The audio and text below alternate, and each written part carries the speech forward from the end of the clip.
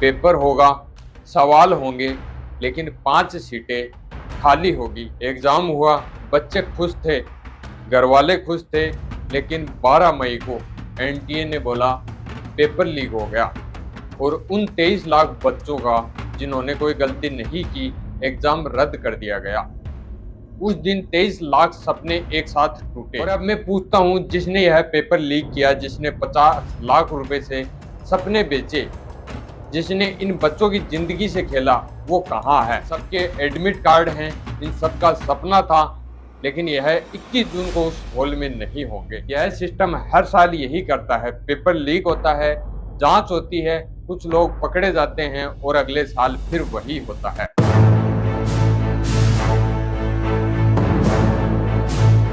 21 जून को नीट का एग्जाम होने वाला है। पेपर होगा, सवाल होंगे, बच्चे बैठेंगे और सपना वही होगा, डॉक्टर बनने का। लेकिन उस एग्जाम हॉल में कुछ सीटें खाली होगी। एडमिट कार्ड होगा, नाम होगा, लेकिन वो बच्चा नहीं होगा। प्रदीप राजस्थान, अंशिका दिल्ली, मैथिली महाराष्ट्र और ऋतिक उत्तर प्रदेश और एक 17 साल का लड़का जो कि गोवा का रहने वाला था। इन सबके एडमिट कार्ड हैं, इन सबका सपना था, लेकिन यह 21 जून को उस हॉल में नहीं होंगे, कभी नहीं होंगे।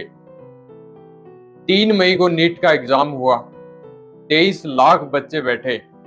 इन बच्चों के घर वालों ने जमीन बेची, गहने गिरवी रखे, नींद छोड़ी, खाना छोड़ा, सब कुछ एक सपने के लिए कि मेरा बच्चा एक दिन डॉक्टर बनेगा। एग्जाम हुआ, बच्चे खुश थे, घर वाले खुश थे, लेकिन 12 मई को एनटीए ने बोला पेपर लीक हो गया और उन 23 लाख बच्चों का जिन्होंने कोई गलती नहीं की एग्जाम रद्द कर दिया गया। उस दिन 23 लाख सपने एक साथ टूटे। प्रदीप मेघवाल राजस्थान के झुंझुनू का 3 साल से सीकर में अकेले किराए के कमरे में रहता था, घर से दूर, परिवार से दूर, बस एक सपने के साथ। इस बार उसे यकीन था 650 मार्क्स आएंगे, सरकारी कॉलेज पक्का है। पेपर कैंसिल हुआ और प्रदीप चला गया। ऋतिक मिश्रा उत्तर प्रदेश का तीसरी बार नीट दिया था।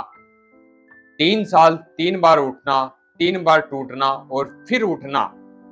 इस बार कंफर्म था, पेपर कैंसिल हुआ और ऋतिक चला गया। अंशिका दिल्ली की, उसकी ट्विंस सिस्टर हैं, एक जैसा चेहरा, लेकिन अब सिर्फ एक बच्ची है। पिछली बार सिर्फ 4 मार्क्स से रह गई थी, सिर्फ 4। इस बार पूरा यकीन था, पेपर कैंसिल हुआ और अंशिका चली गई। मैथिली सोनवाले महाराष्ट्र के लातूर की, सिर्फ 18 साल, पहली बार नीट दिया था, पहला एग्जाम, पहला सपना। पेपर कैंसिल हुआ और मैथिली चली गई।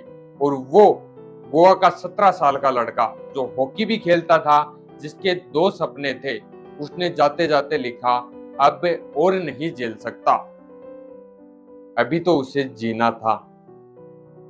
और अब मैं पूछता हूं, जिसने यह पेपर लीक किया, जिसने 50 लाख रुपए से सपने बेचे, जिसने इन बच्चों की जिंदगी से खेला, वो कहाँ है? सीबीआई जांच कर रही है, 40 लोग पकड़े गए, लेकिन क्या प्रदीप वापस आएगा? क्या ऋतिक वापस आएगा? क्या अंशिका वापस आएगी? क्या मैथिली वापस आएगी? आपसे पूछूं, क्या वो 17 साल का लड़का वापस आएगा? जवाब है नहीं। यह सिस्टम हर साल यही करता है, पेपर लीक होता है, जांच होती है, कुछ लोग पकड़े जाते हैं और अगले साल फिर वही होता है।